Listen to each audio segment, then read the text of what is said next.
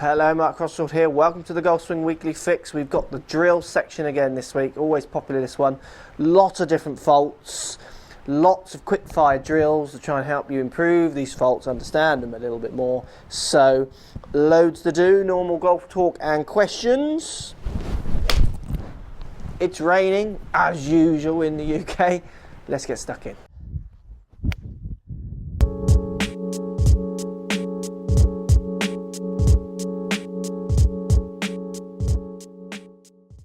So here we go. The fault is that the shaft comes down steeper than the hand plane, which I've talked about in a few videos recently. So here we go on this one as well. The shaft plane is coming down steeper than the hand plane, causing generally more out to in or very high hands at impacts kinds of shots. Let's give you the drill. So drill, shaft plane got to come down flatter than the hand plane. This is a hard thing to fix. I've done it in other videos. Two drills. First one, which I've done before, which you can check out in other videos, but we'll remind you here, take your hands up to the top of your backswing. I've got a reflection behind me here. From here, literally just feel that you drop the shaft back. Don't drop the hands back.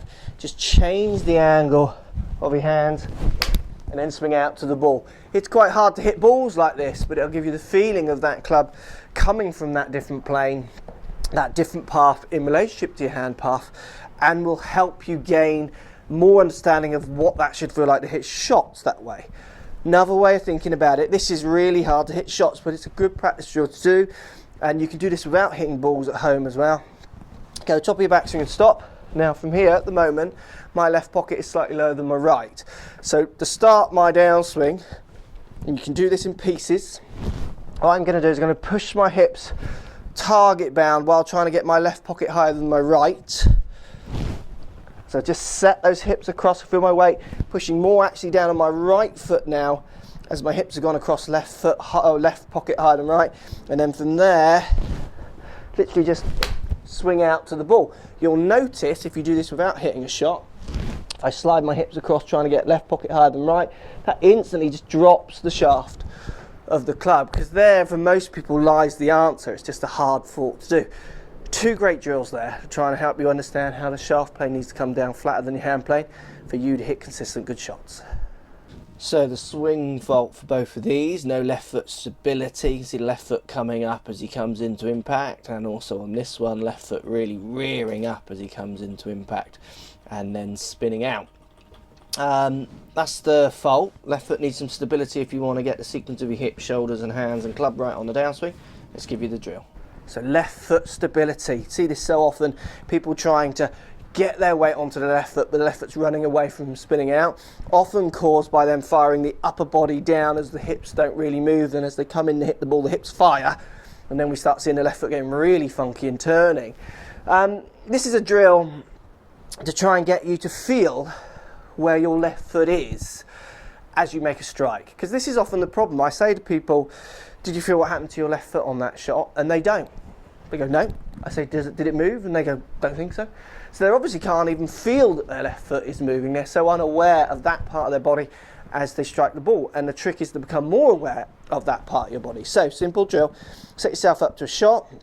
Make a backswing. Bring your left foot towards right. Then to start your downswing, just step, plant, then hit.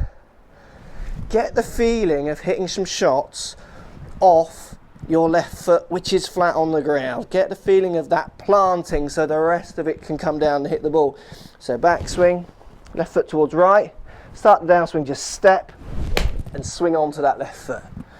The more you can bleed that movement together, the better you'll get at trying to throw that weight onto that left foot in a more balanced way to help your striking and to help your hips try and stabilize more through as they hit the ball, rather than actually still driving them as you come in to hit the ball. So I would go more that way. So I've bled it all together. Backswing, my right foot was coming back, then I planted my left foot to try and hit the shot. Easy drill. Don't worry about what quality of the shots, just try and get a feel for what your left foot is actually doing on that downswing. So this swing, we see the closed face swing to the right. This gets a bit blurry here, but the face is very, very closed at this stage. If I draw my line correctly, the club face is kind of at this angle here. And then we see the massive effort to try and hit from here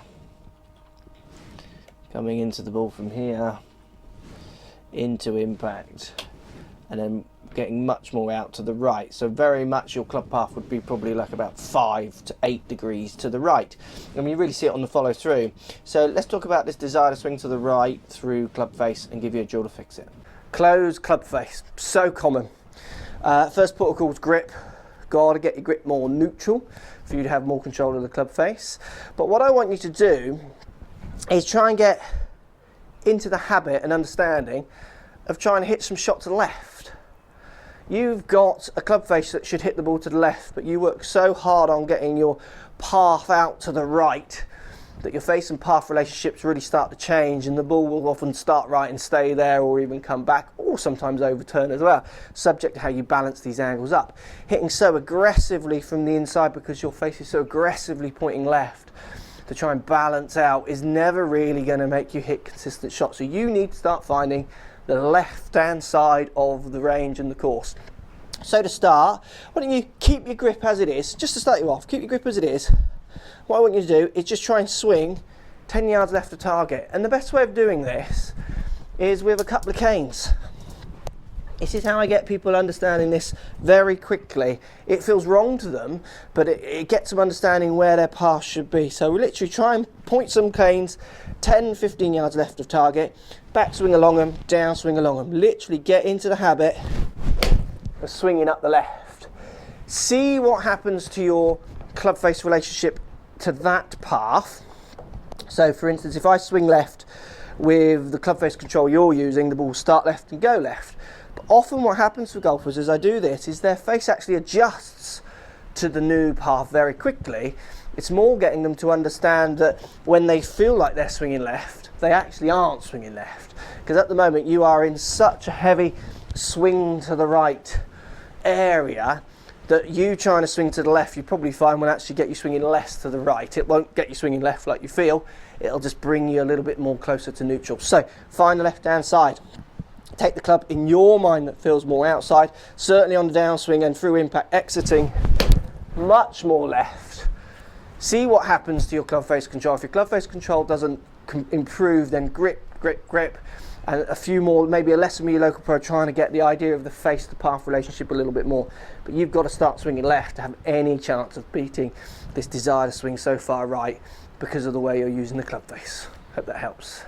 So open club face on the backswing, see from this first red line here, then we see top of the backswing, put a cup into the left wrist and then an open club face. This gentleman sent me a swing from the other view as well, and what we saw is a bit of a flip at the bottom to try and get the club face square. So let's talk about club face control and give you the drill to try and hit the ball and get the feeling of hitting the ball with a very different use of the club face in the backswing. So open club face at the top of the backswing. We're seeing as to take the club back, you roll your forearms and wrists to open the face. We see a bit cupped at the top. And like I said, from the front on image that you send me, we see you really flipping the club forwards to try and get the face somewhere near straight.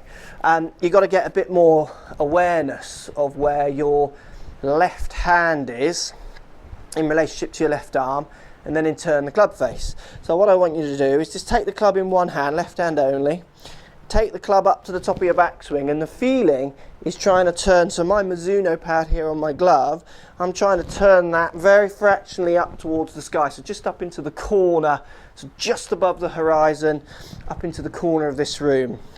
So feel how that wrist turns, feel how that face turns, put your right hand on and just swing at the ball. Don't worry about where it goes, so for me that overturns because I'm overturning my wrist. But you've got to get a concept in your mind, a feeling of how your wrists are moving this way, where you want to start working on trying to get them to actually move. They're going to move anyway, slightly flattening off to attack the ball rather than this cupping. Simple drill. It's a hard one to do, but do it at home. Don't need to hit balls, or do it at the range. One hand up to the top. Just try and turn that left hand away from yourself. Feel like it's flattening with your left arm. Put your right hand on. Literally just committed it. Don't try and hit target, just commit and see what kind of strikes you can get from there. You'll probably find that it feels so odd to hit from there that it's hard to connect, but the more you do it, the more you get used to it, the more control you'll have of this face. Lots of faults, lots of tips. Hope that helps.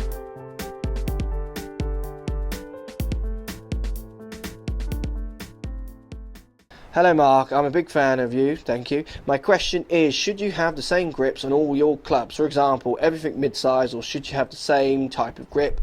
Tall velvet, multi-compound, blah blah blah. Thanks for your answer and keep it going from Germany. Hello from Germany. Well, look, yes, I would advise getting the same grip on every club, but it's very much personal preference. I wouldn't hold me to that. If you like your wedge to have X grip, but you like your longer hitting clubs to have a grippier grip because of weather or whatever, do that. It's not a black and white, you should do this or shouldn't do that. I like to have all my grips the same, from driver through to wedge. Putter grip's different, because I like to have the familiarity of when I pick that club up, that it just feels the same. I'm not fussing, this grip feels slightly different, and that makes me then start to think of other things rather than a job in hand, which is hitting a shot. But saying that, this is my 7-iron at the moment. I've got the Mizuno grip on this one. My night driver's got the night grip on. So like I say, it's not black and white. It's more what you feel comfortable with. Do you feel comfortable having them all? Does it not bother you? If it doesn't, it's not a big problem. Definitely size of grip. None of my grip sizes are different. They're all pretty much the same, enough for me not to feel the difference. So if you're mid-size in one, I would say mid-size in all. Or if you like standard grip, stay standard in all. Definitely keep the grips as regimented as possible, but it's not as black and white in that. You do what feels best for your game. It will make a small difference.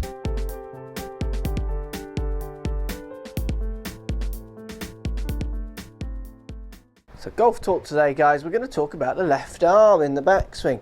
I still get a few people, surprisingly few people, who come to me for lessons, and I say, okay, so how you swing in? And they say, well, you know, I'm swinging okay, but I can't keep my left arm straight. I think, okay, that's interesting. So what's your bad shot? Where's the ball going? And they say, well, what happens is I get to about here and then my arm just wants to collapse and blah, blah, blah. And you think, okay, so they're concentrating on their left arm more than maybe some of the actual real facts of what's making the ball go left and right. So left arm straight, it's one of those old cliches in golf, isn't it? Like head down, that people are still clinging on to.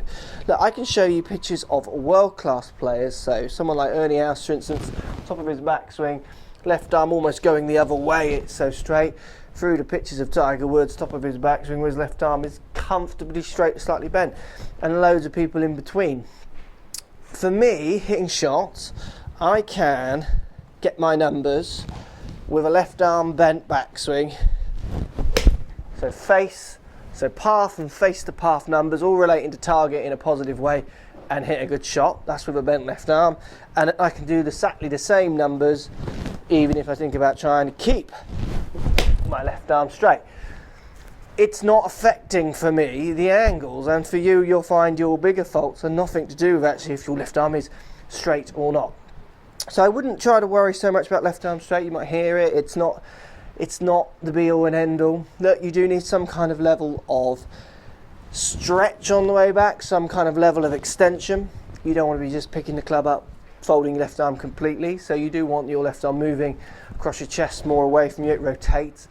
But there are bigger issues here for hitting a straight golf shot, and understanding where the face, the path, and the path relates to the face are the bigger issues. So left arm straight, guys.